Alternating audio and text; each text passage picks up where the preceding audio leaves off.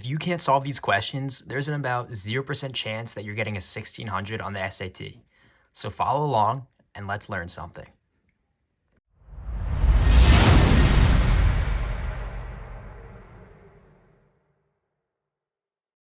All right, so question 23. A certain town has an area of 4.36 square miles. What is the area in square yards of this town? We're given that 1 mile is equal to 1760 yards. Pause now to solve on your own.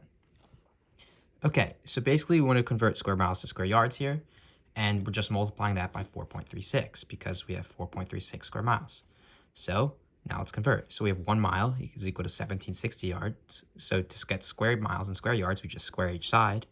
Square 1 mile is just 1 mile squared is equal to 1760 squared yards squared. Now you do the math on that, and you get that it's equal to 3,097,600. And now we just multiply that by 4.36. We get 13.5 blah, blah, blah million, and our answer is D. Question 19. Which expression is equivalent to a to the 11/12, where a is greater than 0? Okay, for this one, let's just plug in our answer choices. So now let's look at a. So we have a, this 12th root of a to the 132nd. And well, let's rewrite that in this form. So that's equal to a, and the 12th root just means it's over 12. So over 12 as our denominator, and our numerator is what's on the inside, so this 132. So that rewritten is a to the 132 over 12. That doesn't work, so a is not our answer. Now let's look at b. We have the 144th root of a to the 132.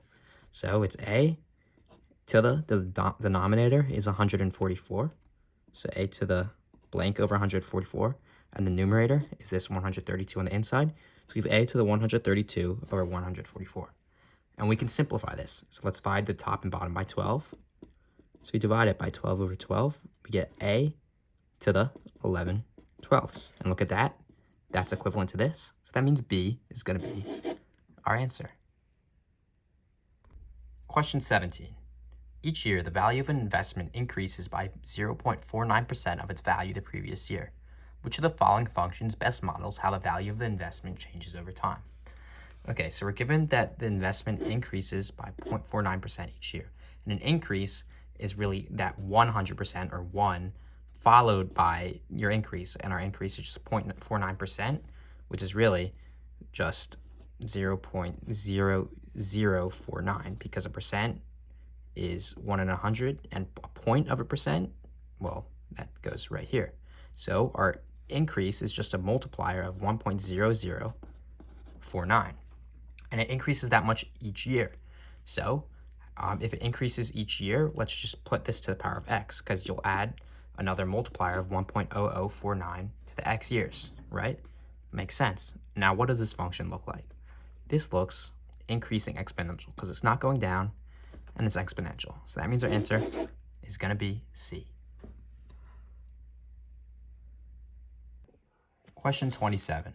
In the given equation, C is a constant. The equation has no real solutions if C is greater than n. What is the least possible value of n?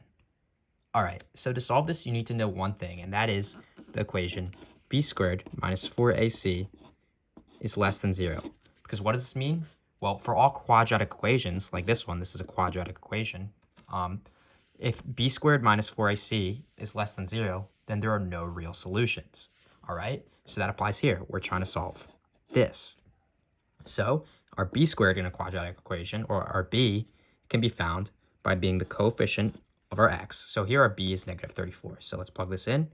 We have negative 34 squared. And your a in a quadratic equation is always your coefficient of x squared. Here it's just this imaginary 1 that's supposed to be here. So minus 4 times 1 times c, which is given as c here. It's always your constant. So 4 times 1 times c. And we're given that that is less than 0. And we have to solve this to find if which values have no real solutions and finding n. So now let's solve. We plug this into our calculator. Negative 34 squared is just 1,156. We have that minus 4 times 1 times c. Minus 4c is less than 0. Now let's solve this. So we have c on one side, and when we eventually solve for number n. So let's get c on that one side where it's greater. So we add 4c to each side. We can rewrite this as 4c, because it's on this side, is greater than 1,156. Now we divide each side by 4 to get something like this up here. We divide each side by 4. We get c is greater than, 289. And that means our n is going to be 289, as seen here. Question 27. The perimeter of an equilateral triangle is 624 centimeters. The height of this triangle is k root 3 centimeters, where k is a constant. What is the value of k? So we're given the perimeter of this equilateral triangle is 624. And to find each side length, there's 3 sides. We divide that by 3. What's 624 divided by 3? Well, you're going to plug that into your calculator. You'll get 208. So now we know each side of this is 208 centimeters long. And now we're given the height is k root 3. So this right here is k root 3. And we're solving for k. Now, this 208 here, it's split in half by the height. It becomes 104 over here. So we have this new triangle we're trying to solve, where we have 208, 104, and k root 3. And we're solving for k. Now, one thing you should notice here is that when you split an equilateral triangle in half, or you should know this for the SAT, you get a 30, 60, 90 triangle. So where this angle is 90 degrees, this one's 60, and this one's 30. And in a 30, 60, 90 triangle, how it really works is your hypotenuse is multiplier 2. Your base here is 1. And here is root 3. So this is double. This makes sense. 208 is double 104.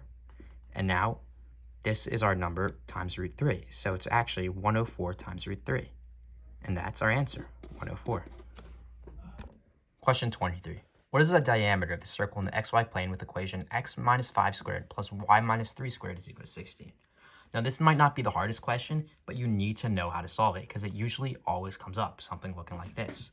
So to solve this, you need to know the equation x minus h squared plus y minus k squared is equal to r squared, where your h and k are just the center points of your circle plotted in the xy plane, and your r is your radius.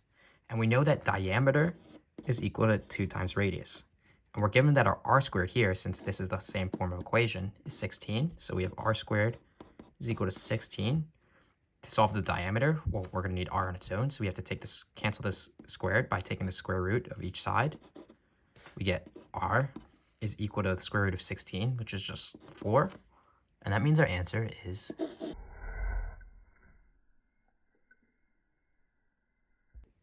question 22. A cube has an edge length of 68 inches. A solid sphere with a radius of 34 inches is inside the cube, such that the sphere touches the center of each face of the cube. To the nearest cubic inch, what is the volume of the space in the cube not taken up by the sphere? So we know the sphere is inside the cube, and we're finding the space in between the cube and the sphere. So we can just do that by subtracting the two volumes. So we do the cube's volume minus the sphere's volume. Now we just have to find the volumes. To find the volume of a cube, so the volume of the cube, or let's just do it the same notation here, volume of the cube, well, that's just equal to your length of one of the sides, in this case 68 inches, cubed. So our volume is 68 cubed. Now let's find the volume of the sphere. Well, the volume of any sphere is 4/3 pi times the radius cubed. And here our radius is 34 inches. So 4/3 pi times 34 inches cubed. And now you subtract these two things. So 68 cubed minus 4/3 pi times 34 cubed. And that's going to give you your answer. So plug this into your calculator, and you're going to get, our answer is A.